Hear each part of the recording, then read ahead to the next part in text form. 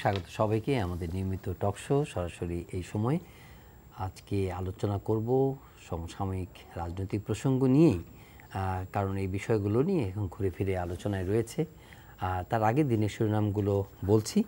আজকে প্রধানমন্ত্রী বলেছেন যে বুদ্ধিজীবী দিবসের এক আলোচনায় যে খুনিদের মানবাধিকার রক্ষায় ব্যস্ত রয়েছে যুক্তরাষ্ট্রের প্রতি তার অভিযোগ, তিনি কথা বলেছেন। অন্যদিকে নিখোঁজ বিএনপি নেতা সুমনের বাসায় গিয়েছিলেন মার্কিন রাষ্ট্রদূত পিটার হাস, তার সমালোচনা করেছেন আওয়ামী লীগের সাধারণ সম্পাদক জনাব ওবায়দুল কাদের। এটি দুটি গুরুত্বপূর্ণ খবর। এছাড়া বুয়েটের ছাত্র ফরদিন যে খুন হয়েছে বলে এতদিন বা আলোচনা চলছিল, তিনি আত্মহত্যা করেছেন বলে এখন দাবি করছে পুলিশ। ব্রিজ থেকে নদীতে ঝাঁপ দিল, আত্মহত্যা কিনা সেটা র্যাব বলছে যে তারা এখনও নিশ্চিত নয়। পুলিশের পক্ষ থেকে বলা হয়েছে সেটি আত্মহত্যা। এই প্রসঙ্গগুলোর আলোচনা আজকে দিনের প্রধান শিরোনাম। আর আজকে আরেকটি সেমিফাইনাল, ফ্রান্সের সঙ্গে আজকে মরক্কো, প্রথম আফ্রিকান দল। তারা ইতোমধ্যেই তাদের নতুন গল্প তৈরি করেছে এই বিশ্বকাপে এবং সেমিফাইনালে উত্তরণ হলে তারা একটা নতুন ইতিহাস রচনা করবে। ইতিমধ্যে ইতিহাস রচনা করেছে। ইতিমধ্যে ফ্রান্সও চলে গেছে ফাইনালে। আজকের খেলায় যে জিতবে তারা ফাইনালে যাবে। কিন্তু আমাদের আজকের আলোচনা হচ্ছে রাজনীতির প্রসঙ্গ। আমরা আলোচনায় যাবার আগে স্টুডিওতে দুজন আমন্ত্রিত অতিথি, তাদের সঙ্গে পরিচিত হই প্রথমে, তারপরে আমরা আলোচনায় যাব। রয়েছেন ব্যারিস্টার রুমিন ফারহানা, সহ আন্তর্জাতিক সম্পাদক বিএনপি, স্বাগত আপনাকে। রয়েছেন জনাব সুভাষ সিংহ রায়, সম্পাদক বাংলা বিচিত্রা, রাজনৈতিক বিশ্লেষক, সমসাময়িক বিষয় নিয়ে কথা বলেন। জনাব সুভাষ সিংহ রায়, এই ঘুরে ফিরে কিন্তু রাজনৈতিক প্রসঙ্গই আসছে। বিএনপির সংসদ থেকে পদত্যাগ 10ই ডিসেম্বর, তারপরে সরকারের নানা ধরনের বক্তব্য এবং দৃশ্যত দেখা যাচ্ছে যে সরকার নানা ধরনের ক্ষমতাসীন দল তাদের রাজনৈতিক চর্চাগুলো আরও জোরালো করেছে। বিভিন্ন অঙ্গ সংগঠনগুলোর কাউন্সিল চলছে, জনসভা করেছেন প্রাইম মিনিস্টার ইতিমধ্যে বেশ কিছু, সামনেও বেশ কিছু কর্মসূচি রয়েছে। আসলে ক্ষমতাসীন দল কি বিরোধী দলের অস্তিত্ব বা বিরোধী দলের অবস্থানকে কোনোভাবেই গ্রাহ্য করছে বলে আপনি মনে করেন কিনা? তাদের যে দাবিগুলো এসেছে সেগুলো সম্পর্কে ইতিমধ্যে প্রতিক্রিয়া দিয়েছেন সরকার। আপনি কি মনে করেন যে সরকার কি এগুলোর ব্যাপারে কোনোভাবেই এগুলো তাদের বিবেচনার মধ্যে আনার মতো কোনো সুযোগ বা আনার মতো কোনো চিন্তা তাদের মধ্যে আছে কিনা? ধন্যবাদ আপনাকে। আপনি যে প্রশ্নটি আমার সামনে উপস্থাপন করলেন, এই প্রশ্নের এক কথা উত্তর দেওয়া খুব মুশকিল। আমি আমার জ্ঞান বুদ্ধি বিবেচনা দিয়ে যতটুকু বুঝবার ততটুকু আমি উপস্থাপন করি, নিশ্চয়ই আপনি শুনবেন। দুটি রাজনৈতিক শক্তি বাংলাদেশে আছে, একটা হচ্ছে আওয়ামী লীগ, আর একটা হচ্ছে আওয়ামী লীগ শক্তি।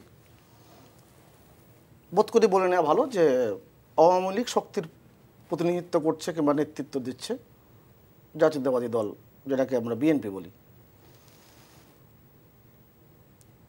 কিন্তু অনেকগুলো ক্ষতের জায়গাটা তৈরি হয়ে আছে এবং এগুলোর কোনো রকম মীমাংসা কিন্তু হয়নি।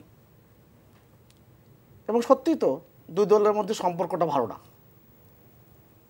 মানুষ আশা করে, যারা আওয়ামী লীগকে ভোট দেয় তারাও আশা করে অনেকে, যে আওয়ামী লীগের সাথে বিএনপির যে সম্পর্কটা, এই সম্পর্কের ভালো জায়গা থাকা উচিত। বিএনপি সমর্থকরা কেউ কেউ মনে করেন যে ভোট যাকে দিই না কেন একটা সম্পর্কের জায়গা তৈরি হওয়া থাকা উচিত। এই যে একেবারেই যে এই বিষয়গুলো নাই সমাজে, সেটা আমি বলবো না, আছে। আমি সমাজে চলতে যে এই বিষয়গুলো লক্ষ্য করেছি, কিন্তু হবার নয়। এ কারণে আমি তো প্রায়ই বলি যে সুরাজনীতি বাংলাদেশে বিদ্যমান নেই। আর সুরাজনীতি করতে গেলে শুধুমাত্র সরকারি দল কিংবা আওয়ামী লীগের ওপরে যদি আপনি চাপিয়ে দেন তাহলে কিন্তু ঠিক হবে না। সুরাজনীতি প্রতিষ্ঠিত করবার ক্ষেত্রে বিএনপির বড় রকমের একটা দায় রয়েছে। আমরা কি সেই দায়িত্ব পালন করতে বিএনপিকে দেখেছি? বরঞ্চ ক্রমাগতভাবে এই ক্ষতের জায়গাটা আরও বড় হয়েছে। 1975 সালে 15ই আগস্ট, সেটা পরবর্তী প্রেক্ষাপট যাই ঘটুক না কেন, এগুলো তো অনেক কিছু আমরা দেখেছি। এই ক্ষত কিন্তু সহজে মুছবার নয়, কারণ সেই বঙ্গবন্ধুর খুনিদেরকে আশ্রয় প্রশ্রয় দিয়ে তাদেরকে হৃষ্টপুষ্ট করা হয়েছিল, খুনিদেরকে রাষ্ট্রের প্রতিনিধিত্ব করতে পাঠানো হয়েছিল, সেটা আমরা সকলে জানি।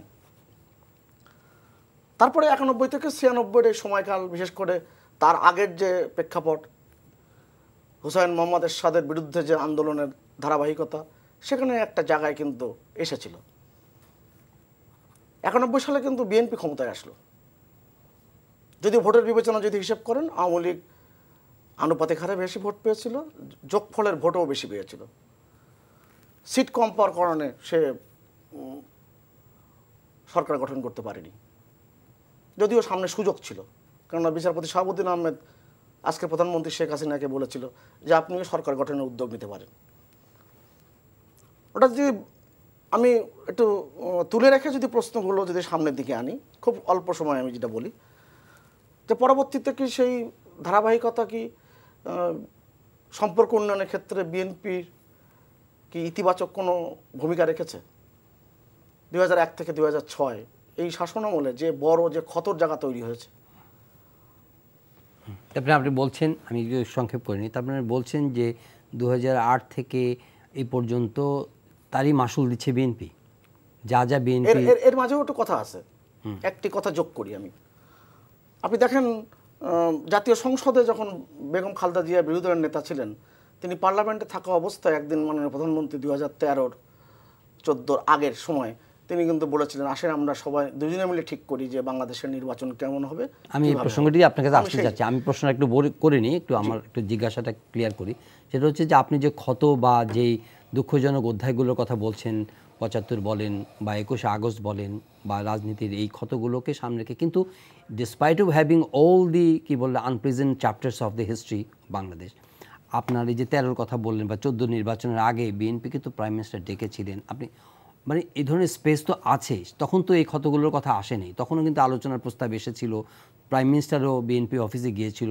হ্যাঁ, এগুলো আবার পরবর্তী অধ্যায়ের আপনার যুক্তি যে এইসব সময়ও বিএনপির কাছ থেকে সেগুলো এন্টারটেন হয়নি, সেই প্রশ্নের উত্তর বিএনপি দিবে। কিন্তু সমঝোতা বা আলোচনা বা এক ধরনের রাজনৈতিক সংস্কৃতি তৈরি করার সুযোগ তো তৈরি হয়েছিল, কিন্তু এখন এই সময় এসে দেখা যাচ্ছে যে এগুলো একেবারেই মানে সমাধানের অযোগ্য বলা হচ্ছে এবং বারবার ফিরে যাওয়া হচ্ছে সেই পিছনের কথাগুলোতে, সেই 75, 15ই আগস্ট, সেই 24শে, আমি একটা কথা 21শে আগস্ট। এই মাঝখানে একটা কথা বলি। আপনি যে কথাগুলো বললেন যে পুরনো দিনের অনেকগুলো ক্ষত আছে, সেই ক্ষতগুলো বলছেন যে আবার পুরনো দিন। আমি শেষ করি, ওই একটা কথা শেষ করব। যে এক কথা শেষ, কোনো ঘটনা কিন্তু প্রাসঙ্গিকতা হারায়নি। আপনি দেখেন যে আরাফাত রহমান কোকোর মৃত্যুর পর মাননীয় প্রধানমন্ত্রী স্বপ্রণোদিত হয়ে তিনি যে বেগম খালেদা সে কথা বলেছে, মানে সেগুলো হচ্ছে লেটেস্ট ডেভেলপমেন্ট, সেগুলো লেটেস্ট ডেভেলপমেন্ট। মানে আমি বলছি যে প্রাইম মিনিস্টারের সেই ইতিবাচকতার একটা ওই অধ্যায়গুলোকে পেরিয়ে ইতিবাচকতার পথে উনি এগিয়েছিলেন, সেই প্রশ্ন উত্তরগুলো হয়তো বিএনপি দিয়েছে বা দিবে সামনের দিনগুলোতে। জি, আপনাদের নিশ্চয়ই একটা গল্পের কথা জানা আছে, একটা গল্প দিয়ে শুরু করি। যে একটা বাঘ মেষ শাবককে খাবে, সে বলছে তুমি জল ঘোলা করেছো। মেষ শাবক বলছে না, আমি তো এখানে আসিনি, আমি জল ঘোলা করবো কি করে? না, তোমার বাবা করেছে। না, আমার বাবা তো বহু বছর আগে গত হয়েছে। তাহলে তোমার দাদা করেছে। একটা অজুহাত তো লাগবে, তাকে তো খেতে হবে, একটা অজুহাত লাগবে। এখন বিএনপিকে যে করেই হোক মাটির সাথে মিশাতে হবে, বিএনপিকে যে করেই হোক বিরোধী দল হিসেবে দাঁড়াতে দেওয়া হবে না, যে করেই হোক বাংলাদেশে একদলীয় শাসন আনতে হবে, যে করেই হোক বাংলাদেশের মানুষের মুখ বন্ধ করতে হবে, যে করেই হোক বাংলাদেশের মানুষের ভোট অধিকার তাকে দেওয়া যাবে না। এত কিছু যখন আপনাকে করতে হবে, আপনাকে তো কিছু অজুহাত রেডি করতে হবে। আপনি যদি আজকে আলোচনার টেবিলে বসেন, আপনি যদি ডায়ালগে যান, সমস্যার সমাধান তো হয়েই যেতে পারে। আর সমস্যার যদি সমাধান হয়ে যায় আর আপনাকে যদি বাধ্য করা হয় একটা সুষ্ঠু নির্বাচন করতে, আপনার পক্ষে তো ক্ষমতায় থাকা সম্ভব না। দিনের শেষে ক্ষমতায় থাকাটা হচ্ছে মূল কথা। এই যে আপনি বলছিলেন না 15ই আগস্ট বা 21শে আগস্টের কথা, এটা নিয়ে একটা গল্প আমি আপনার শোতে একবার বলেছিলাম, ওটা আর রিপিট আমি করতে চাচ্ছি না। কিছু মানুষ ক্ষত পুষে রাখে, সে ক্ষত দেখিয়ে সে কারো সহানুভূতি নেয়, সে ক্ষত দেখিয়ে সে জীবনটা নির্বাহ করে, সেই ক্ষত দেখিয়ে সে জীবনটাকে চালায়। এখন আওয়ামী লীগের মুশকিল হয়েছে তার হাতে আর কিছু নাই। সে মানুষকে ভোটের অধিকার দিতে পারে নাই, সে মানুষকে সুশাসন দিতে পারে নাই, সে মানুষকে দুর্নীতিমুক্ত একটা সমাজ দিতে পারে নাই, সে মানুষকে ন্যায় বিচার দিতে পারে নাই, সে বাংলাদেশে আইনের শাসন আনতে পারে, বরং পুরো স্ট্রাকচারটাকে ধ্বংস করা হয়েছে। এখন পুরো স্ট্রাকচারটা ভেঙে গেছে এবং যেই বিভৎস দুর্নীতি গত কয়েক বছরে রাষ্ট্রীয়ভাবে প্রতিষ্ঠা পেয়েছে, সেখান থেকে আমি জানি না নেক্সট যেই সরকার আসবে, সেটা যেই আসুক না কেন, সে কি করে বাংলাদেশকে সামনের দিকে নেবে, এটা একটা বিরাট প্রশ্ন। এই প্রশ্নটা কিন্তু এখন আমাদের আলোচনার টেবিলে আসা উচিত, যে আগামীর বাংলাদেশ আমরা কিভাবে চালাবো। কারণ সমস্ত প্রতিষ্ঠানগুলো, সেটা সাংবিধানিক প্রতিষ্ঠান বলেন, সরকারি প্রতিষ্ঠান বলেন, আইন শৃঙ্খলা রক্ষাকারী বাহিনী থেকে শুরু করে বিচার বিভাগ পর্যন্ত, প্রতিটা প্রতিষ্ঠানকে নগ্নভাবে দলীয়করণ করা হয়েছে এবং এমনভাবে করা হয়েছে যে সেই সব প্রতিষ্ঠানের প্রতিটা ব্যক্তি মনে করেন যে তাকে টিকে থাকতে হবে, তার টিকে থাকবার জন্যই এই সরকারকে থাকতে হবে। অর্থাৎ এটা প্রত্যেকের এক্সিস্টেন্সিয়াল ক্রাইসিস এই প্রশ্নে এসে দাঁড়িয়ে গেছে, যে আমাকে যদি থাকতে হয়, আমাকে যদি বাঁচতে হয়, আমাকে যদি জীবিকা নির্বাহ করতে হয়, এই সরকারকে থাকতে হবে। সরকার পুরো বিষয়টিকে, আওয়ামী লীগ সরকার গত 15 বছরে এই দিকে নিয়ে গেছে। প্রশ্ন করি, জি জি, এই কথাগুলো, যে কথাগুলো আপনি বলেছেন, এই কথাগুলো আপনি বা আপনার দলের নেতারা মিলিয়নস অফ টাইমস আপনারা এগুলো বলেছেন, কিন্তু এটা তো আপনাদের যে ফিডব্যাক বা যে রিয়াকশন বা যে যে ধরনের প্রতিক্রিয়া সরকারের কাছ থেকে এসেছে, এখান থেকে উত্তরণের জন্য আপনাদের নতুন কোনো কায়দা বা নতুন কোনো কৌশল, নতুন কোনো ভাবনা কি আছে?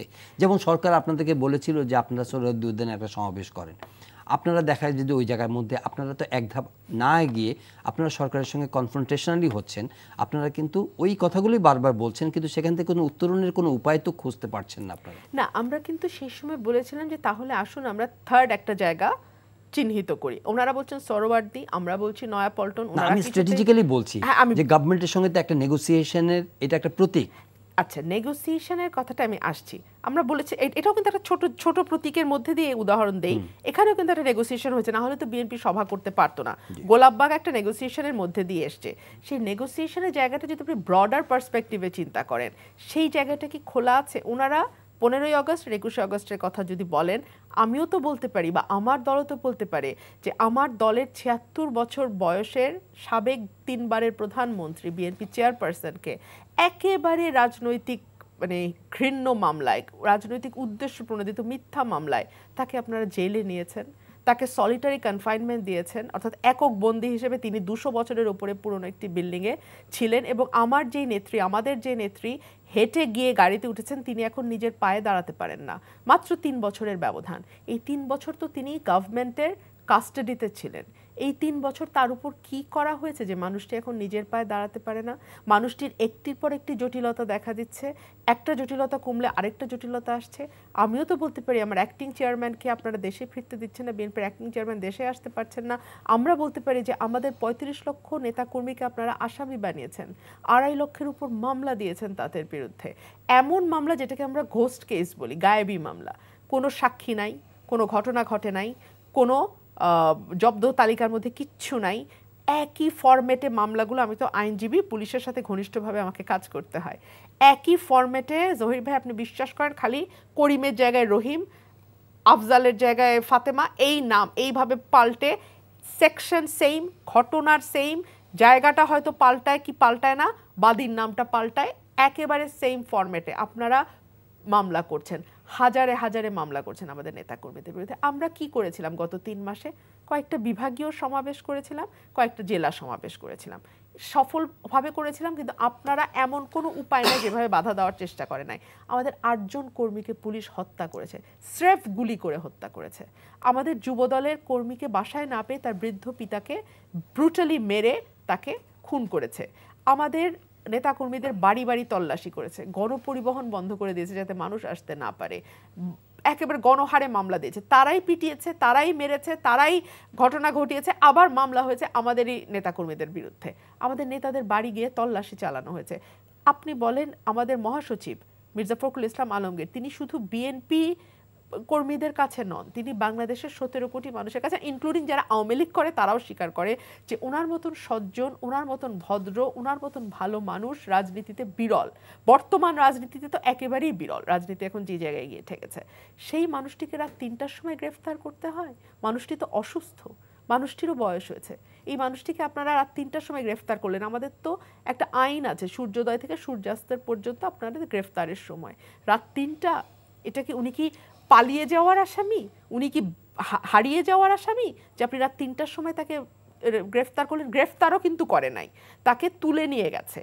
তুলে নিয়ে গিয়ে বলেছে জিজ্ঞাসাবাদ করা হবে। একেবারে মনে হয় যেন পাকিস্তান আমলের কথা বলছে। আজকে 14ই ডিসেম্বর, একেবারে মনে হয় যেন পাকিস্তান আমলের সেই সময়কার কথা বলছি। উপরের নির্দেশে তাকে তুলে নিয়ে গেছে।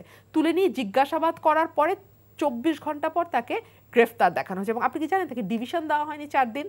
উনি সাবেক মন্ত্রী, সাবেক এমপি, বিএনপির মতো বৃহত্তম রাজনৈতিক দলের মহাসচিব, তাকে ডিভিশন পর্যন্ত দেওয়া হয়নি। এই যে নেগোসিয়েশন ডায়ালগের জায়গাটা যে আমরা বলছি, আজকে আলোচনা করছি, আপনারা তো শুধু 75-এর 15ই আগস্ট আর 21শে আগস্টের মধ্যে ঘুরপাক খাচ্ছেন। তারপরে তো আরো বহু ঘটনা ঘটে গেছে। এবং 2018 নির্বাচনের আগে আমরা তো সব দল মিলে প্রধানমন্ত্রীর সঙ্গে আলোচনা করেছিলাম না?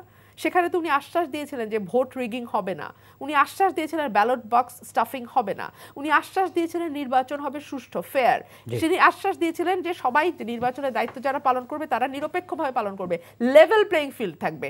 সেই একটা আশ্বাস, জাহির ভাই, একটা আশ্বাসও কি পালন করা হয়েছে? যখন টপের কাছ থেকে আসা আশ্বাস পালন করা হয় না, তখন আমরা কার সঙ্গে ডায়ালগে বসবো? কোন ডায়ালগে বসবো? সেই ডায়ালগের আউটকাম থেকে যে আদৌ কোনো ফ্রুটফুল কিছু আসবে সেটা তো আমরা আশা করি না। কারণ 18 সালের নির্বাচনের যে অভিজ্ঞতা আমাদের, সে অভিজ্ঞতা সুখকর অভিজ্ঞতা নয়। এবং এখন প্রধানমন্ত্রী যে ভাষায় উনি কথা বলছেন, উনি বলছেন যে হাত মারতে আসবে সে হাত ভেঙে দিতে হবে। আপনি একজনকে প্রধানমন্ত্রী, নির্বাহী বিভাগের প্রধানের জায়গা থেকে আপনি একজনকে বলছেন যে আপনি মেরে দেবেন, তাকে হাত ভেঙে দেবেন, আগুনে পুড়িয়ে দেবেন। এটা কি তার বলার কথা? উনি তো আইনের ভাষায় কথা বলবেন যে আপনি তাকে পুলিশে ধরে দিবেন, আপনি আইন শৃঙ্খলা রক্ষাকারী বাহিনীর হাতে সোপর্দ করবেন। সেটা না বলে আপনি তার হাত ভেঙে দেবেন, তাকে আগুনে পুড়িয়ে দেবেন। এই ভাষা, এটা এই চিন্তা, তো আমরা আসলে কার সঙ্গে বসবো, কোথায় বসবো? ব্যারিস্টার রুমিন ফারহানা, আপনি প্রাথমিক বক্তব্যে যে কথাগুলো বলেছেন, হুইচ আর রিয়েলি লেজিটিমেট, যে ইতিহাসের কিছু ক্ষত আছে এবং সেগুলোকে আনরিজলভ রেখে আসলে বাংলাদেশের রাজনীতিতে এগুলোকে অস্বীকার করে এগোনোটা কঠিন, এটা সত্যি বলেছেন। কিন্তু একই সঙ্গে মানে অপোজিশন পয়েন্ট অফ ভিউ থেকে যে ফ্রাস্ট্রেশন, যে গ্রিভেন্স, যে হতাশা, যে ধরনের একটা মানে কি বলবো, যে একটা কঠিন সংকটে আছে বলে তারা মনে করে, এগুলোকে সলভ করার ব্যাপারে সরকারের তো কোনো উদ্যোগ বা সদিচ্ছা বা চিন্তা দেখা যায় না। কিন্তু একটা রাজনৈতিক সমাজে তো এটা প্রয়োজন রয়েছে। জহুল ভাই, আমি শুরু করবো কোত্থেকে? আপনি যদি আমার ধরিয়ে দিতেন আমাকে, আমি নিজের মতো করেই শুরু করি। ব্যারিস্টার রুমিন ফারহানা এতক্ষণ ধরে যা বললেন সে তো মন দিয়ে আমরা শুনেছি, দর্শকও শুনেছে। আপনি যে কথাগুলো বলছেন সেই কথাগুলোর সদুত্তর আপনি নিজের কাছে নিজে চান। এই কারণে বলবো, আমি এক বিএনপির মধ্যে কয়টা বিএনপি? আপনি দেখেন 10 ডিসেম্বরকে কেন্দ্র করে যেই আলোচনার জায়গাটা তৈরি হয়েছে এবং যেভাবে বিস্তৃত হয়েছে আলোচনা, সেটা তো বিএনপি নিজেই তৈরি করেছে। 8 অক্টোবর আমানুল্লাহ আমান বলেছেন যে 10 ডিসেম্বর পর থেকে দেশ চলবে বেগম খালেদা জিয়ার কথায়। 9 অক্টোবর শহীদুদ্দিন চৌধুরী অ্যানি বলেছেন লক্ষ্মীপুরে তারেক জিয়া দেশে আসছেন।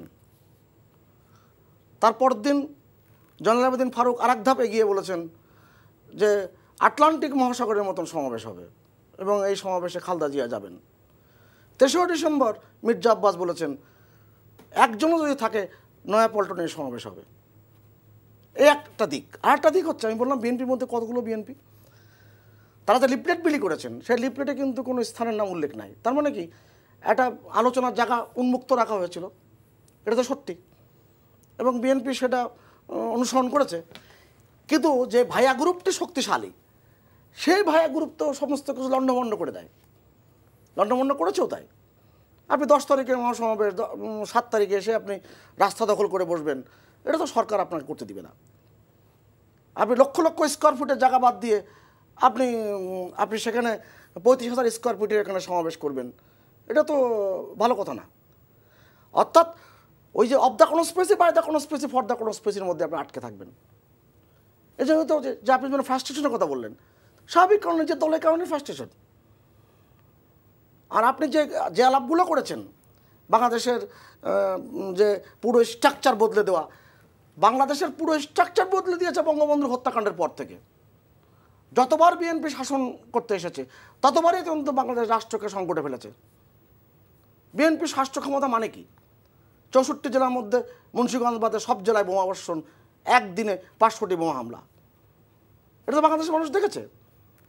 বাংলাদেশের মানুষ দেখেছে ওই যে রাজশাহী সমস্ত অঞ্চল আপনি জঙ্গিবাদের কাছে বন্ধক দিয়েছিলেন, এগুলো দেখেছে। বিএনপি শাসন আমল মানেই হচ্ছে আপনি ভয়ঙ্কর ভয়ঙ্কর সমস্ত ঘটনাগুলো। আমি তো মাঝে মাঝে বলি, যদি 2008 সালের নির্বাচনে আওয়ামী লীগ সরকার গঠন করতে না পারতো, তাহলে তো বিন লাদেন পাকিস্তান থেকে গ্রেপ্তার না হয়ে বাংলাদেশের গাজীপুর কিংবা সাভারের কোনো একটি ভবনের থেকে গ্রেপ্তার হতো। পরিস্থিতি তেমন তৈরি করেছিল। যেই রাষ্ট্র এখন সমীহ আদায় করছে সারা পৃথিবীর কাছে, এত ষড়যন্ত্র, তার মধ্যে আপনি কি করছেন? আপনি ব্যারিস্টার টবি ক্যাডম্যানরে নিয়োগ দিয়েছেন, আপনি লর্ড কার্লাইলকে নিয়োগ দিয়েছেন। কি বিরুদ্ধে? রাষ্ট্রকে আপনি বিপদ ফেলার জন্যে। হাতে হাতে প্রমাণ। আপনি 2013 সালে আপনি শেষের দিকে আপনি ওয়াশিংটন টাইমসে কলাম লিখেছেন বেগম খালেদা জিয়ার নিজের নামে, যে বাংলাদেশকে সাহায্য দিবেন না। আপনি সবসময় সেই রাষ্ট্রের বিরুদ্ধে ষড়যন্ত্রটা করেন। তা স্বাভাবিক কারণে রাষ্ট্র কিন্তু এখানে হাত গুটিয়ে বসে থাকবে না। আর কেউ কি মনে করে, অন্তত বিএনপির সমর্থকরা কিংবা আওয়ামী লীগের সাধারণ জনগণ কি মনে করে, আওয়ামী লীগের লোকজন কি মনে করে বিএনপি একা এই ষড়যন্ত্রের সাথে আছে? অনেকগুলো প্রেক্ষাপট এখানে যুক্ত হয়ে আছে। যুদ্ধাপরাধীর দল যাদের ফাঁসির রায় কার্যকরী হয়েছে, তারা কি হাত গুটিয়ে বসে আছে? নিশ্চয়ই হাত গুটিয়ে বসে নাই। তারা তো 10 ডিসেম্বর নিয়ে আগেই বক্তব্য রেখেছে। 24 তারিখে তারা বলেছে ডিসেম্বরে তারা মাঠে থাকবে। তা এই কথাগুলো তো সামনে আসছে। অতএব আপনি আর্ট অফ কম্প্রোমাইজের কথা যখন বলবেন, politics the art of compromise, art of persuasion, সে জায়গা কি আপনি রক্ষা করার চেষ্টা করেছেন? নাকি রাজনীতি শুধুমাত্র এই সমস্ত বুলি দিয়ে আপনি করতে পারবেন? পারবেন না। পারবেন না বলেই এই জায়গাগুলোতে আপনি ব্যর্থ হচ্ছেন। ব্যর্থ হচ্ছেন বলেই 10ই ডিসেম্বরে যারা ঢাকা শহরে এসেছিল তারা হতাশ হয়ে ফিরে গেছে। আপনি ঠিকই বলেছেন, ফ্রাস্ট্রেশন আছে, হতাশা আছে, থাকবে তো, খুব বাস্তবতা। অতএব বিএনপির ভিতরে অনেকগুলো যে বিএনপি কাজ করছে, সেই বিএনপিকে একেবারে খাদের কিনারে নিয়ে গেছে, সেটাই বাস্তবতা। আমি সুভাষ সিংহ রায়কে বিএনপি বিশ্লেষক বলি। ওনার মতন বিএনপিকে এত চুলচেরা বিচার বিশ্লেষণ করা, এত গবেষণা করা বিএনপিকে নিয়ে, এটা বিএনপির মধ্যেও কেউ নাই যে এত গবেষণা করে। উনি বলেছেন এক বিএনপির মধ্যে কয়টা বিএনপি, এটা দিয়ে উনি শুরুও করেছেন, উনি শেষও করেছেন এটা দিয়ে। এই প্রশ্নের উত্তরে আমি একটু পরিষ্কার বলতে চাই, সরকার এক বিএনপির মধ্যে 1000টা বিএনপি করতে চায়। সরকার চায় বিএনপি স্প্লিট হয়ে ভাগ হয়ে যাক। সরকার চায় বিএনপির মধ্যে কোন্দল তৈরি হোক, বিএনপি ভেঙে যাক। এই ভাঙার ষড়যন্ত্র গত 15 বছর ধরে সরকার করেছে এবং আটারলি ফেল করেছে, পুরোপুরি ব্যর্থ হয়েছে সরকার। এই যে একজন বা দুইজন বিএনপি থেকে গেছে, যারা গেছে তাদের নামও এখন আর আমার মনে নেই, আমি শিওর দর্শকও তাদের নাম মনে করতে পারবে না। তাদের কোনো অস্তিত্ব এখন নাই এবং তাদের যাওয়াটা বরং আমাদের জন্য পজিটিভ হয়েছে এই কারণেই, সত্যি আমার নাম মনে নাই জহির ভাই, তাদের যাওয়াটা পজিটিভ, কিন্তু এইটুকু মনে আছে একজন দুজন গেছে বিএনপি ছেড়ে এই গত 15 বছরে। যাওয়াটা পজিটিভ হয়েছে এই কারণে যে এতেই বোঝা গেছে যে একজন দুইজন 500 জন বিএনপি ছাড়লে বিএনপির কিচ্ছু যায় আসে না। বিএনপি ইটসেলফ, ওই যে একটা নাম মনে করলেন আপনি, আমি কিন্তু ভুলে গেছিলাম। তো বিএনপি ইটসেলফ এত বড়, এই যে আরেকটা নাম, এই যেভাবে আমরা টোকায় নাম আনতে পারবো, টোকায় ওই যে একটা দুইটা করে টোকায় আমরা নাম আনতে পারবো। 3টা নাম টোকায় আছে, 4টা টোকাইবেন, 5টা টোকাইবেন, 10টা টোকাইবেন নাম। এই 10টা টোকায়, এই 10টা নাম টোকায় বিএনপির কিচ্ছু আসে যায় না। দেখুন এই যে সমাবেশের ফ্রাস্ট্রেশন নিয়ে কথা বলছেন, ওনারা ফ্রাস্ট্রেটেড তো ওনারা, এবং ওনাদের কাপাকাপি শুরু হয়ে গেছিল 10 ডিসেম্বরের বহু আগে, কিচ্ছু বলতে হয় নাই, আমাদের পলিটিক্যাল স্পিচে ওনাদের কাপাকাপি শুরু হয়ে গেছে। আমরা শুধু বলছিলাম দেশ চলবে বেগম খালেদা জিয়ার কথায়, it's just a political speech, তাতেই তাদের হৃদকম্প, হাঁটুকম্প, সব কম্প শুরু হয়ে গেছে। এমনই কম্প হয়েছে যে তারা ঢাকা শহরে সোয়াট নামাইছে, এমনই কম্প হয়েছে যে তারা ঢাকা শহরে জলকামান নামাইছে, এমনই কম্প হয়েছে যে 10ই ডিসেম্বর সারা ঢাকা শহরে তারা হরতাল জারি রাখছে। আমি এলিফ্যান্ট রোড থেকে গোলাপবাগ পর্যন্ত কিছু পথ রিকশায়, কিছু পথ হেঁটে গেছি। যেটুকু পথ রিকশায় গেছি সেইটুকু পথ আমি দেখেছি মোড়ে মোড়ে বিভিন্ন জায়গা থেকে ছোট ছোট মিছিল বার হচ্ছে এবং হাতের মধ্যে বড় বড় লাঠি, আপনার এই বাঁশ কাটা এরকম লাঠি নিয়ে আওয়ামী লীগের উস্কানিমূলক স্লোগান, জঘন্য আজে বাজে স্লোগান দিয়ে আওয়ামী লীগ তো বলবো না, ভাড়া করা কিছু লোক তারা টাকা পয়সা দিয়ে নিয়ে আসছে তারা স্লোগান দিচ্ছে। এবং আমার ভয় ছিল, কারণ I am a known face, আমাকে তারা কি করে, আওয়ামী লীগের যেই রাজনৈতিক কালচার, তারা যেই কালচারে বিশ্বাস করে, যে সহিংসতায় বিশ্বাস করে, এবং যে অতীতে তারা যে সহিংসতা দেখিয়েছে, তারা আমাকে কি করে I do not know. Even 2018 ইলেকশনের আগে আমাদের বড় বড় নেতাদের রক্তাক্ত ছবি গণমাধ্যমে দেখেছি আমরা। তো এই ভয়টা ছিল যে কি আমাকে একা, আমি মহিলা, আমাকে কি করে খোদা জানে। যাই হোক, তারপরে যখন আমি সমাবেশস্থলের কাছাকাছি গেছি 2 কিলোমিটারের মধ্যে, আমি দেখেছি জনস্রোত, যত না মানুষ মাঠে তার 4 গুণ মানুষ রাস্তায়, এবং মানুষ সবাই পথে বসা, একসাথে স্লোগান দিচ্ছে, একসাথে বিএনপির পক্ষে কথা বলছে, এবং প্রত্যেকের মুখে আমি যে আশার আলো দেখেছি, সেই আলো কিন্তু নেভেনি যখন আমি বিকাল 5:30 6টার দিকে ফিরছি বাসায়, মানে মিটিং শেষ করে যখন আমি বাড়িতে ফিরছি, তখনও কিন্তু আমি সেই আলো দেখেছি। মানুষের আশাটাকে কিভাবে ট্রান্সলেট করছে বিএনপি? আমি কিভাবে আপনাদের যারা আশান্বিত মানুষ বলছেন, মানুষ তো আমাদের সঙ্গে আছে, এবং আগামীতে যে আমাদের কর্মপরিকল্পনা আসবে, আগামীতে আমাদের যেই রাজনৈতিক স্ট্র্যাটেজি তার আমরা মধ্যে একটা দেখলাম যে আপনারা পদত্যাগ করেছেন, how you think that has মানে really live up to their expectation? আমি ওই আমার পদত্যাগের ব্যাপারে আমি আসছি।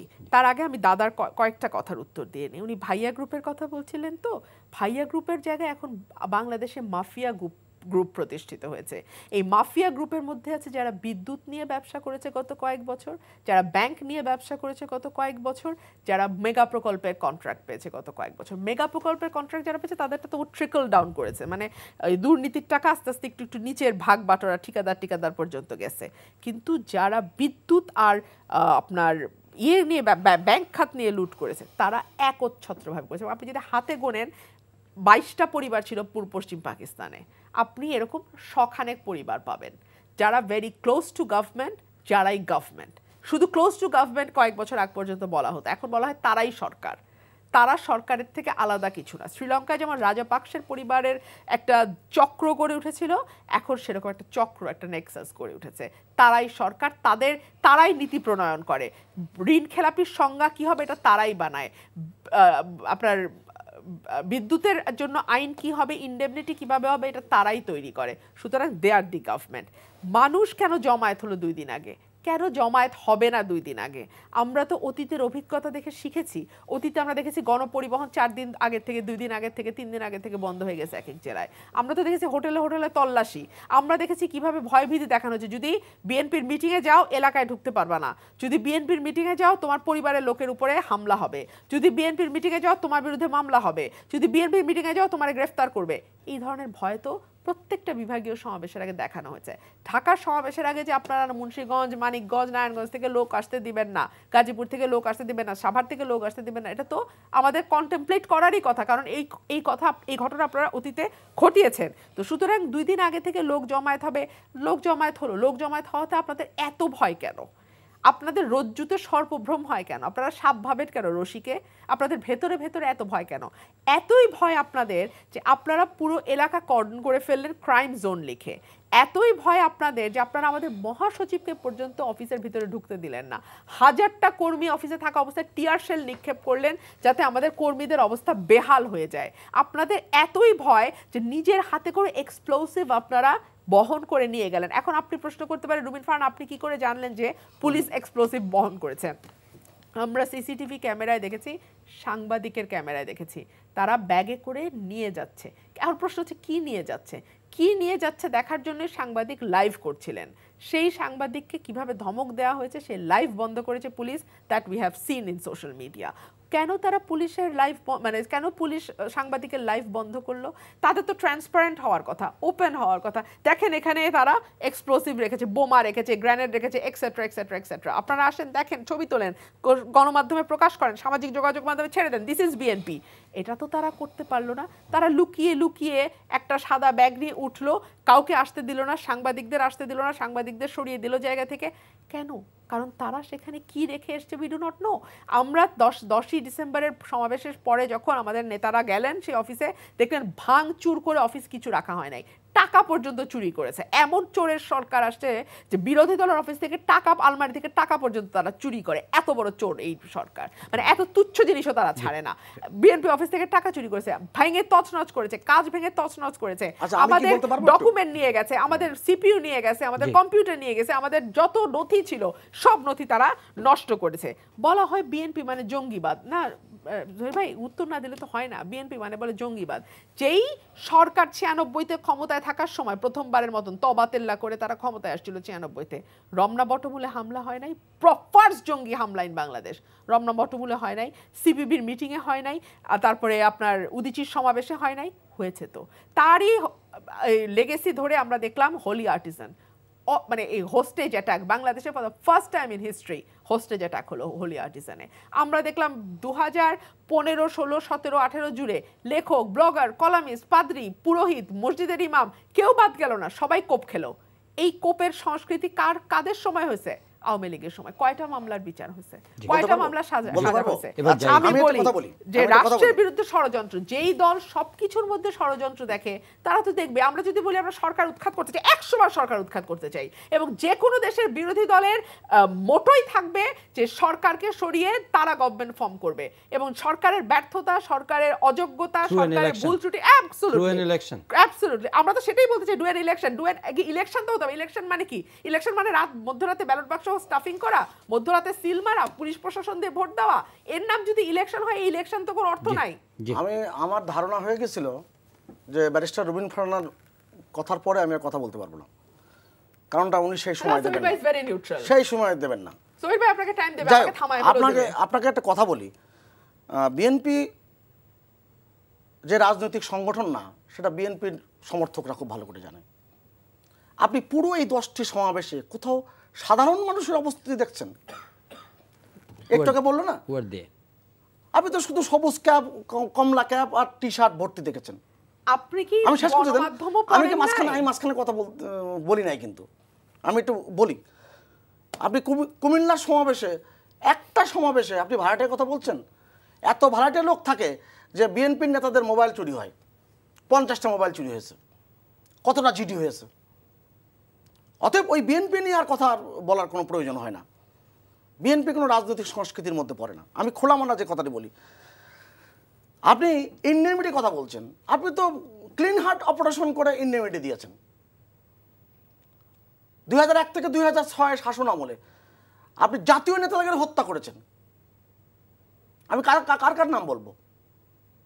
হাসানুল্লাহ মাস্টার থেকে শুরু করে আপনি কাকে না হত্যা করেছেন, জাতীয় নেতা কাদের, এগুলো তো মানুষের সামনে ঘটেছে।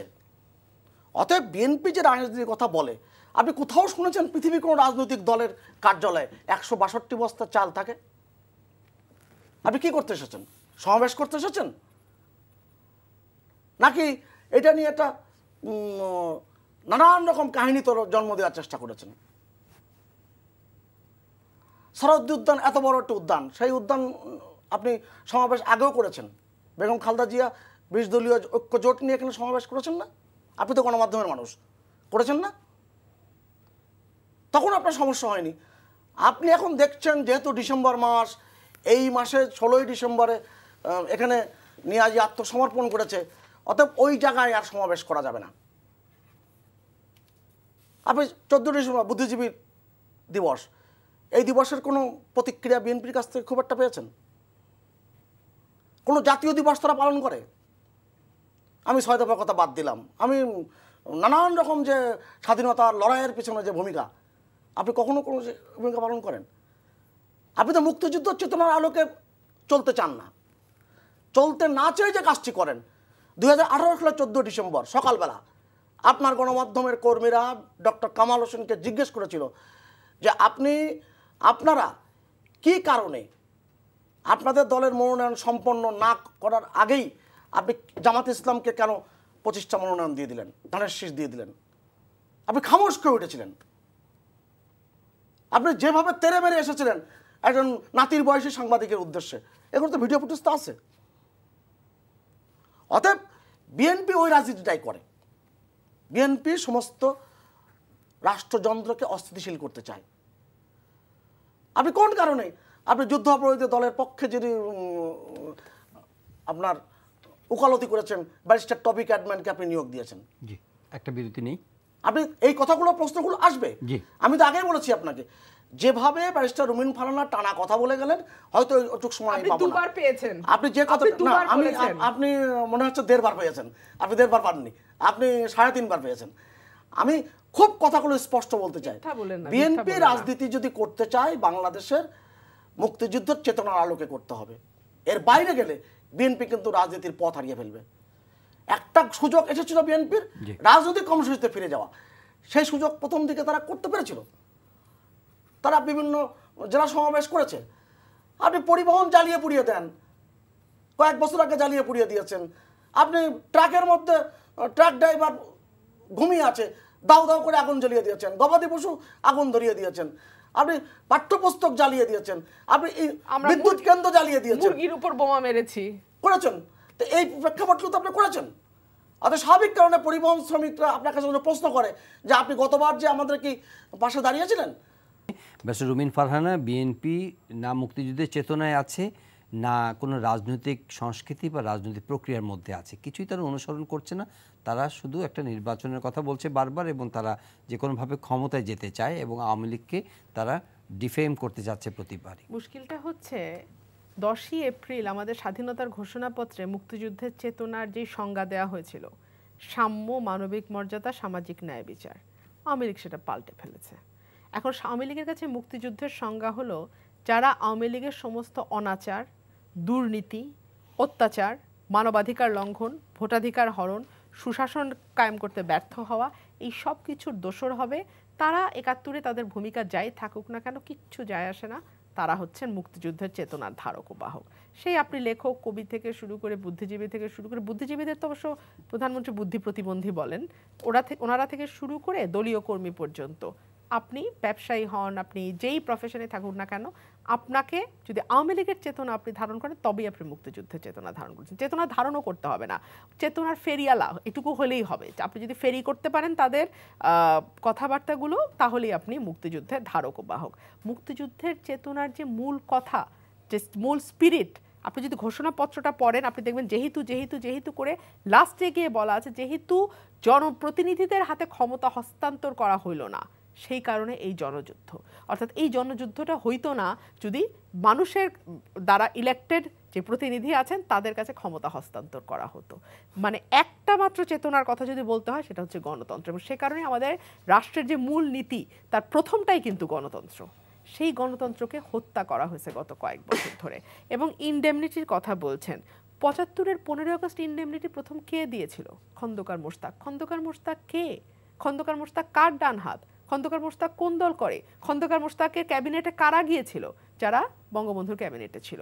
সেই সময় শপথ পরিচালনা দায়িত্বকে পালন করেছে, পরিচালনার দায়িত্ব যিনি পালন করেছে তিনি মৃত্যুর দিন পর্যন্ত প্রধানমন্ত্রীর উপদেষ্টা হিসেবে কাজ করে গেছে। ওনারা কোন কথা বলে? যারা 15 আগস্ট নিয়ে এত বিক্রি বাটা তারা করতেছে, 15 আগস্টের প্রেক্ষাপট যারা রচনা করেছে জাসদ, তারা এখন সংসদে মহাজোটের সঙ্গী হয়ে আওয়ামী লীগের সকল অপকর্মের দোসর হয়ে সংসদে টিকে আছে। এবং এটা নিয়ে কিছুদিন পর সেখ সেলিম কথা বলেন এবং তিনি আবার চুপও হয়ে যান। তো এই হচ্ছে আজকে আওয়ামী লীগের দুর্দশা। ইনডেমনিটি এতই খারাপ, বিদ্যুৎ সেক্টরে ইনডেমনিটি দেওয়া হলো কেন? যাতে লুটপাটটা খুব আরাম করে সুন্দরভাবে সম্পন্ন করা যায়।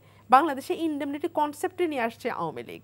আপনি দেখেন নয়াপল্টনের সমাবেশের কথা বললো, সোহরাওয়ার্দীতে যেমন সমাবেশ হয়েছে বিএনপির, তখন সোহরাওয়ার্দী আজকের মতন এত স্থাপনা ভিতরে নির্মাণ হয় নাই, আজকের মতন এরকম বদ্ধ অবস্থা হয়নি, এত গাছও তখন ছিল না। তখন কিন্তু পল্টন ময়দান থেকে শুরু করে আরো অনেকগুলো জায়গা ছিল মিটিং করার, এখন সেগুলো সব আওয়ামী লীগ শেষ করেছে। এগুলো কোথাও এখন আর মিটিং করা যায় না। সংসদ ভবনের সামনে আগে মিটিং করা হতো, পাবলিক মিটিং, এখন সেগুলো কিচ্ছু করা যায় না। এখন খুবই লিমিটেড স্পেস করে দিয়েছে এবং সোহরাওয়ার্দীটা এখন পুরোপুরি তাদের কবজার একটা জায়গা। সোহরাওয়ার্দীতে যেমন বেগম খালেদা জিয়া বহুবার মিটিং করেছেন, নয়াপল্টনের সামনে তো দেশনেত্রী বেগম খালেদা জিয়া বহুবার মিটিং করেছেন, সেই কথা তো উনি বললেন না। এবং উনি বললেন যে নিখোঁজ আমি আজকের আলোচনার মধ্যে যেটা উনি বলেননি, আমি আজকে আলোচনায় দেখছিলাম যে নিখোঁজ বিএনপি নেতার বাড়িতে, এরকম নিখোঁজ বিএনপি নেতার বাড়িতে আজকে রাষ্ট্রদূত সুমনের বাড়িতে গেছেন। আপনি নিশ্চয়ই মায়ের ডাক এই সংগঠনটির সঙ্গে পরিচিত, এবং প্রতি বছর এই সংগঠনটি যারা হারিয়ে গেছে, গুম হয়ে গেছে, আইন শৃঙ্খলা রক্ষাকারী বাহিনী যাদেরকে তুলে নিয়ে গেছে, যারা ফেরত আসেনি, তাদের পরিবাররা একত্রিত হয়। তারা প্রতিবার আফসোস করে, প্রতিবার চোখের পানি ফেলে তাদের পরিবারের সদস্যদের ফিরিয়ে দেওয়ার জন্য। আজকে দেখলাম আওয়ামী লীগ নতুন নাটক শুরু করেছে, এটা গত 1-1.5 বছর ধরে শুরু করেছে। যখনই মায়ের ডাক কোনো গুমের ঘটনা সামনে নিয়ে আসে, যখনই মায়ের ডাক কোনো গুম হয়ে যাওয়া হারিয়ে যাওয়া পরিবারের সদস্যকে ফিরে পেতে চায়, তখনই মায়ের কান্না বলে আজকে নতুন আরেকটা সংগঠন দেখলাম তারাও দাঁড়িয়ে গেছে। ৭৪ আজ থেকে নিয়ে ৩৪-৩৫ বছর আগে, ৪০ বছর আগে যারা হারিয়ে গেছে তারা তাদের কোথা থেকে নিয়ে এসছে এবং তাদেরকে আজকাল লাইন দিয়ে এনে সরকারি বয়ান তাদেরকে দিয়ে বলানো হয়। আমার প্রশ্ন হলো, এত কিছু হলো, বিএনপি এত অপকর্ম করলো, বিএনপি, আপনি যে প্রশ্নটা করছিলেন রাষ্ট্রের কাঠামো কিভাবে বদলানো হবে, তার উত্তরে উনি বিএনপির দোষ দিলেন। আজকে ১৫ বছর তারা আনইন্টারাপ্টেড পাওয়ারে আছেন, কোনো রকম কোনো সমস্যা ছাড়া তারা ক্ষমতায় আছেন। তারা বিরোধী দলকে একরকম মানে চুপ করিয়ে দিয়ে তারা ক্ষমতায় আছেন। তারা কোনো কিছুর পরোয়া করছেন না, না মানবাধিকারের পরোয়া করছেন, না বিরোধী দলের সাংবিধানিক গণতান্ত্রিক অধিকারের কোনো পরোয়া করছেন। তারা আছেন ক্ষমতায়। তারা কি করলেন? তারা রাষ্ট্র কাঠামোকে ঠিক করতে গিয়ে কি করলেন? তারা তো বরং সমস্ত প্রতিষ্ঠানকে দলীয়করণ করে আরো ধ্বংস করলেন এবং এমন একটা জায়গায় নিয়ে গেলেন যেটা পয়েন্ট অফ নো রিটার্ন, যে জায়গা থেকে ফেরার আর কোনো উপায় নাই। এবং সেই কারণেই আমি শুরুতে আমার কথা বলছিলাম যে নেক্সট যারা ক্ষমতায় আসবে, সেটা ভোটে যারা ক্ষমতায় নির্বাচিত হবে, তাদের পক্ষে দেশ চালানোটা ভীষণ রকম টাফ করে দিয়ে গেলেন আপনারা। পয়েন্ট অফ নো রিটার্ন, জনাব সুভাষ সিংহ রায়, পয়েন্ট অফ নো রিটার্ন। অনেকগুলো কথা তো ব্যারিস্টার রবিন ফারহানা বললেন এবং তার সেই দক্ষতা আছে, বলার সক্ষমতাও আছে। আপনি যে এই রাষ্ট্র মেরামতের কথা বলেছেন, আপনি এটা 10 দফা দিয়েছেন, 10টি কর্মসূচি দিয়েছেন। খারাবড়ি থর, থর বড়ি খাড়া। ৭৪ বিশেষ আইন বাতিলের কথা বলেছেন। কয়বার রাষ্ট্র ক্ষমতায় এসেছেন? সামান্যতম উদ্যোগ নিয়েছিলেন? অতএব বিএনপি যে রাজনৈতিক সংগঠন না, আমি জেনে বুঝে বলি, এটার প্রত্যুত্তরে ব্যারিস্টার রুমিন ফারহানা যদি আমাকে বিএনপি বিশ্লেষক বলে, আমার আপত্তি নাই, কারণ বিএনপি নিয়ে তো বিশ্লেষণ করতে হবে আমাকে। বিএনপি একটা গোষ্ঠী এবং সেখানে নানান রকম মানুষ থাকেন এবং এখানে লুটেরা থাকে, এখানে আমি একটু ইন্টারাপ্ট কিলিং এজেন্টরা থাকে। দ্য ইস্যুজ শি রেইজ যে এগেইনস্ট দ্য গভর্নমেন্ট ফেলিয়ার, মানে গভর্নমেন্টের ম্যাল গভর্নেন্স, গভর্নমেন্টের যে প্রতিশ্রুতি, সেসব জায়গা থেকে তাদের ডিপার্চার, এই বিষয়গুলো আসছে। অ্যান্ড গভর্নমেন্ট তো অনেকদিন ধরে ক্ষমতায় আছেন, তো দে আর রেসপন্সিবল। এতদিন ক্ষমতায় আছে বলেই বাংলাদেশ আজকে সমৃদ্ধির অগ্রযাত্রায়। একটু আগে বললেন না, 2001 সালে 1 অক্টোবরে ক্ষমতায় এসেছেন।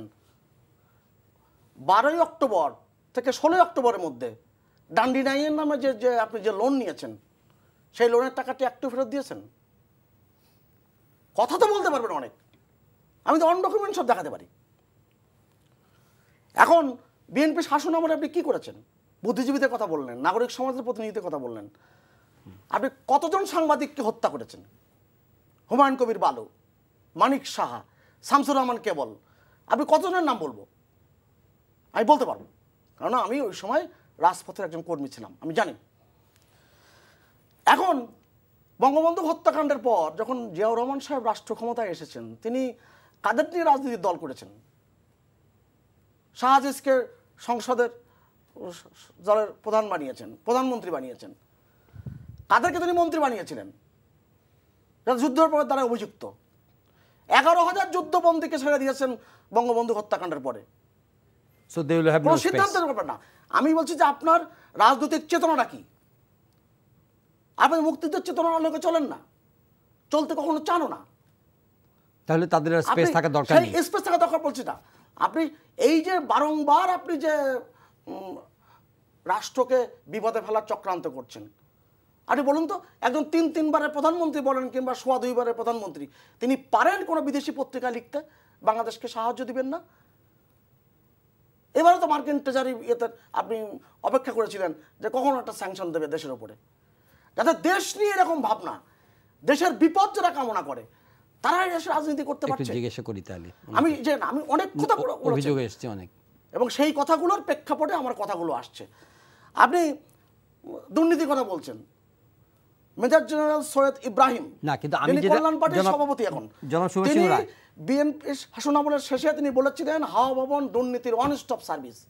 জি, আমি এখন শুনতে হয় বিএনপির কাছ থেকে। আমি অনুষ্ঠানটা গুটিয়ে আনতে চাই, কিন্তু হ্যাভিং সেড এভরিথিং, যে আপনি এর মধ্যেও কিন্তু প্রধানমন্ত্রী মানে 2014 সালের নির্বাচনের আগে তো বিএনপিকে ডেকেছিলেন, সেই সমালোচনাটা আপনারা করেন যে বিএনপি সেগুলো লিভ আপ করে নাই, তারপরে অনেক দূর এগিয়েছে, পানি অনেক দূর গড়িয়েছে। এখন যে রাজনৈতিক স্টেলমেট বলেন বা যে আনসার্টেনটি, যে কনফিউশন, যে কনফ্রন্টেশন এগুলো তৈরি হয়েছে, এগুলোতে একটা রুলিং পার্টি হিসেবে আপনার যেমন ওনারা পদত্যাগ করার সঙ্গে সঙ্গে গেজেট করে দিয়েছেন এবং নির্বাচন হয়ে যাবে। তো হোয়াট ইজ নেক্সট, মানে এই ব্যাপারে কোনো ইনসাইট বা কোনো ধরনের আমি এক কথায় একটা প্রতিক্রিয়া ব্যক্ত করি, আমার অভিমত ব্যক্ত করি। বিএনপি যদি রাজনৈতিক কর্মসূচিতে ফিরে যায়, বিএনপির জন্য মঙ্গল, দেশের জন্য মঙ্গল। কিন্তু বিএনপি রাজনৈতিক কর্মসূচি চায় না। তারা বাংলাদেশকে অস্থিতিশীল করতে চায়। ওই কনস্পিরেসি দিয়ে বাংলাদেশকে থামানো যাবে না। প্রথমত বেগম খালেদা জিয়া এই ধরনের কোনো কিছু লেখেননি, ওনারা এটা প্রোপাগান্ডা চালাচ্ছেন, ওয়াশিংটন টাইমস, কখনো বলেন পোস্ট, কখনো বলেন টাইমস, প্রোপাগান্ডা চালাচ্ছেন। সেকেন্ডলি, আমি র্যাবের স্যাংশনের ব্যাপারে একটা কথা ক্লিয়ারলি বলতে চাই। র্যাবের উপরে যখন স্যাংশন এসছে তখন দেশের মানুষ আনন্দিত হচ্ছে। কেন জানেন? কারণ র্যাবের বন্দুকের নলটা দেশের সাধারণ মানুষের দিকে তাক করা থাকে। সুভাষ সিংহ রায় বা আওয়ামী লীগের সঙ্গে যুক্ত যারা, তাদের দিকে কিন্তু র্যাবের বন্দুক যায় না। এবং সারপ্রাইজিংলি, শুনলে আশ্চর্য হবেন, এই স্যাংশনের পর কিন্তু বিচার বহির্ভূত হত্যা জিরোতে নেমে এসেছিল। এখন আবার একটা দুটা করে শুরু হয়েছে, আগের মতন ওরকম এভরিডে 1.5টা করে না, কিন্তু বিচার বহির্ভূত হত্যা বন্ধ হয়েছে এই স্যাংশনের পরে। তারা মনে করেন যে আমরা তো আমাদের মিটিংয়ে খুব পরিষ্কার বলেছি, পুলিশকে আমরা সাবধান করেছি যে র্যাবের উপরে স্যাংশন হচ্ছে, পুলিশ যদি বাড়াবাড়ি করে আমরা বলবো যে পুলিশের উপরে স্যাংশন আসা উচিত। পুলিশের একজন বা দুইজন হয়তো অতিরিক্ত অতি উৎসাহী না, কিন্তু একটা জিনিস আসছে যে প্রতিমাত্রায় বিদেশ নির্ভরতা, মানে আমেরিকা বাংলাদেশের উপর স্যাংশন দিবে, দেন আপনারা এটার উপরে আপনারা পলিটিক্যাল মাইলেজ পাবেন। নির্ভরতার কথা যদি জহির ভাই বলেন, তাহলে যেই দেশের পররাষ্ট্রমন্ত্রী ভারতে গিয়ে হাত জোর করে বলে আসে শেখ হাসিনা সরকারকে আরেকবার ক্ষমতায় আনতে হবে, সেই দেশের সরকারি দলের আর কোনো মুখ আছে বিরোধ বলার কোনো আর কোনো বলার কোনো জায়গা আছে? নো, উনি এটা বলার কোনো, আপনি মিথ্যা কথা বলবেন না, উনি এটা বলার পরে যখন ভীষণ সমালোচনা হয়েছে এবং ওনাকে সফর সঙ্গী করে নাই প্রধানমন্ত্রী, তখন যখন ঢাকা টাইমস তাকে আবারও জিজ্ঞেস করেছে যে আপনি তো, উনি ঢাকা টাইমসকে প্রথমে এই কথা বলেছিলেন যে আপনি যে বলেছেন ভারতকে যে প্রধানমন্ত্রী হিসেবে শেখ হাসিনাকে আবারও ক্ষমতায় আনতে হবে, এই কথার সাথে কি আপনি এখনো একমত অটল আছেন? উনি বলছেন আমি আমার বক্তব্যে অটল আছে, আমি যা বলেছি বুঝে বলেছি। এবং তিনি ভারতকে এটাও বলেছেন যে সীমান্ত হত্যা হয়, তিস্তার পানি পাওয়া যায় না, আমাদের বহু না পাওয়া আছে, কিন্তু সেগুলো নিয়ে আমরা কথা বলি না। এমনকি ভারতের একজন কর্মকর্তার উদাহরণ দিয়ে উনি বলেছিলেন যে তিনি মুসলমানদের বিরুদ্ধে যে কটূক্তি করেছেন সেটা নিয়ে বিশ্বের বহু দেশ সোচ্চার হয়েছে, বাংলাদেশ হয়নি। তার কারণ আমরা চাই, আমরা তোমাদের সাপোর্ট দিয়ে যাচ্ছি, তোমরা ইন রিটার্ন আমাদেরকে সাপোর্ট দাও, আমাদেরকে ক্ষমতায় রাখো। এবং ভয়ঙ্কর অভিযোগ না, ভয়ঙ্কর কথা তিনি বলেছেন, তিনি ভয়ঙ্কর কথা বলেছেন, তিনি ভয়ঙ্কর কথা বলেছেন। শুনেন, of the conspiracy, by the conspiracy, by the conspiracy, এটা তাদের তথ্য, এটা আমাদের তথ্য না, আমাদের তথ্য না। বাংলাদেশ শ্রীলঙ্কা হলে নাকি আমরা খুশি হব, এটা তারা সবসময় প্রোপাগান্ডা চালায়। আমরা কেন খুশি হব? আপনারা তো বিদেশ চলে যাবেন, আপনারা বছরে হাজার হাজার কোটি টাকা পাচার করেন। এক এস আলম গত কয়েক বছরে 7টা ব্যাংকের মালিক হয়ে 30,000 কোটি টাকা, একটা ব্যাংক ইসলামী ব্যাংক থেকে, একটা ব্যাংক ইসলামী ব্যাংক থেকে 30,000 কোটি টাকা তারা এত কিছু হলো বাংলাদেশে এখন তারল্য হচ্ছে 1,70,000 কোটি টাকা, আর বন্দরিন হচ্ছে অফিশিয়ালি 1,34,000 কোটি টাকা, এবং প্রথম আলোতে রিপোর্ট হয়েছে 5 দিন আগে 1 ট্রিলিয়ন ডলারের অর্থনীতি বাংলাদেশ হচ্ছে। পাচার করেন, এটা অসাধারণ, এটা প্রথম আলোতে হয়েছে। পাচার করেন, এটা জিএফআই রিপোর্টে যেমন আসে, বাংলাদেশ সবই ভুল তথ্য, ফেব্রিকেটেড তথ্য, আপনারা মিথ্যাবাদী, আপনারা নিজেরা মিথ্যা কথা বলেন, আপনারা মানুষকে মিথ্যাবাদী বলেন। আরে মিথ্যার উপরে বিএনপি প্রতিষ্ঠিত হয়েছে। শুনেন, জিএফআই রিপোর্ট দেখবেন, আমি জেনে কথা বলে, আমি পড়াশোনা করে আসি, শুনেন, আপনি জেনে কথা বলতে পারেন কিন্তু আপনি মিথ্যাবাদী, আপনি আওয়ামী লীগ করেন, আপনি অসত্য তথ্য দেন, আপনি অসত্য তথ্য দেন। আমি জিএফআই পরিষ্কার বলে দিচ্ছে, জিএফআই পরিষ্কার বলে দিচ্ছে বছরে 75,000 কোটি টাকা পাচার হয় আন্ডার ইনভয়েসিং, ওভার ইনভয়েসিং এর মাধ্যমে। আর হুন্ডি যদি যোগ করেন সেটা কোথায় গিয়ে তারা আপনি চিন্তা করেন। আপনি যখন সংসদে দাঁড়িয়ে অর্থমন্ত্রীকে এই বিষয়ে প্রশ্ন করেন, কত বড় অযোগ্য অর্থমন্ত্রী আমরা চলি, তিনি বলেন অর্থকারীদের তথ্য আমার কাছে নাই, বিরোধী দলের কাছে অর্থ পাচারকারীর তথ্য চায়। যখন সাংবাদিকরা ব্যাংকের কেলেঙ্কারি নিয়ে কথা বলে, তখন সাংবাদিকের কাছে ব্যাংক কেলেঙ্কারির সঙ্গে কারা যুক্ত সেই তথ্য চায়। এইটা কি অর্থমন্ত্রীর কাজ? অর্থমন্ত্রী তাহলে এতদিন ধরে তার সিটে বসে কি তথ্য জানেন? অর্থমন্ত্রীর কাজ, বাংলাদেশ ব্যাংক থেকে তথ্য নেন না কেন? অর্থমন্ত্রী ফাইন্যান্সিয়াল ইন্টেলিজেন্স ইউনিট বাংলাদেশ থেকে তথ্য নেন না কেন? অর্থমন্ত্রী দুদক থেকে তথ্য নেন না কেন? অর্থমন্ত্রী আমাদের গোয়েন্দা সংস্থা থেকে তথ্য আমি নেন আমি না একটা কেন? কথা বলি, জি, একটা কথা বলি, সাংবাদিকের জোরে কাছে বলি, তথ্য চান। আমি জোরে বলি, বিরোধী দলের কাছে তথ্য কারণ চান। ওনার সাথে জি, কথা বলতে গেলে জি, জোরে কথা একদম বলতে last, হয়, জি, এটা জি, খুব দুঃখজনক ঘটনা। জি, শেষ। আমি একটা খুব খোলামেলা বলি, আপনি অসত্য যেই কথা দেশে বলেন, সেজন্য আপনাকে জোরে যেই বলতে দেশের হয়। সরকার বঙ্গবন্ধু হত্যাকাণ্ডের পরে নিক্সন মার্কেট নামে একটা মার্কেট ছিল, আমেরিকার মানুষের পরা কাপড় পরিয়েছে বাংলাদেশে, তারা অর্থনীতি নিয়ে কথা বলে। যেই সরকার বাংলাদেশের মানুষ 72 থেকে 75 সালে বাংলাদেশে দুর্ভিক্ষ হয়েছিল এবং তারা ক্ষমতায় আসার পরে আবার 2023 সালে দুর্ভিক্ষ হবে বলে বলা হচ্ছে, প্রধানমন্ত্রী খোদ প্রধানমন্ত্রী কে বলছে? কে বলেছে? খোদ প্রধানমন্ত্রী বলছে, কে তারা বলেছে? এত বড় মিথ্যাবাদী রাষ্ট্র- যে তারা এটা এবং সারা অস্বীকার করার বিশ্বের চেষ্টা করবে। অর্থনীতির কথা যে উনি বলেছেন। প্রধানমন্ত্রী বলেছেন, সারা সারা মিডিয়াতে বিশ্বের আছে, অর্থনীতির কথা সারা বলেছেন। মিডিয়াতে এবং আছে, সেটাই হচ্ছে। প্রধানমন্ত্রী জি। বলেছেন এবং বাংলাদেশে দুর্ভিক্ষ আজকে হবে। আমরা এবং তারা এটা একটা সার্টিফিকেট দিয়ে গেছে, IMF এর কাছে তো বাংলাদেশ ভিক্ষা চাইছে, সবল অর্থনীতির উপর ভিক্ষা দাঁড়িয়ে চাইছে আছে। IMF এর কাছে 4.1 বিলিয়ন আপনি ডলার বিএনপি আমলে কি করতেন? ভিক্ষা দিয়ে বাজেট করতেন। আপনাদের এত টাকা সাইফুর হচ্ছে, রহমান এখন ভিক্ষা চাইতে ওই- যান কেন? ওই প্যারিস কনসার্টিয়াম এখন বৈঠকে ভিক্ষা যে চাইতে যান কেন? আপনাদের দান এত করে পয়সা দিয়ে হয়েছে। আসতেন, তার উপরে বাজেট করতেন। This is an unending debate, এটা চলতেই থাকবে। আমরাও প্রতিনিয়ত ভুল তথ্য আমরা দিয়ে আলোচনা বাংলা করছি, মানুষ বলতে এর পারে মধ্য না। দিয়ে একটা আপনি এই মিথ্যা তথ্য দেন, অসত্য তথ্য এই দেন। এই আমি আলোচনা বললাম তো, এই আলোচনার আমি মধ্য একটি দিয়ে তথ্য ভুল তথ্য একটা দিয়ে একটা কথা একটা বলবো। ওয়ে আউট, আপনার তথ্যই থাকে না। একটা ওয়ে আউট, ভুল আর সঠিক তা তো কি? বলবেনই। একটা ওয়ে আউট আসুক। বিএনপি তো রাজনীতির সংগঠন জি, না। ধন্যবাদ বলবেন কি করে রাজনীতি? ধন্যবাদ জনাব সুভাষ সিংহ রায়, ধন্যবাদ ব্যারিস্টার রুমিন ফারহান। একটা ওয়ে আউট আমরা চাই।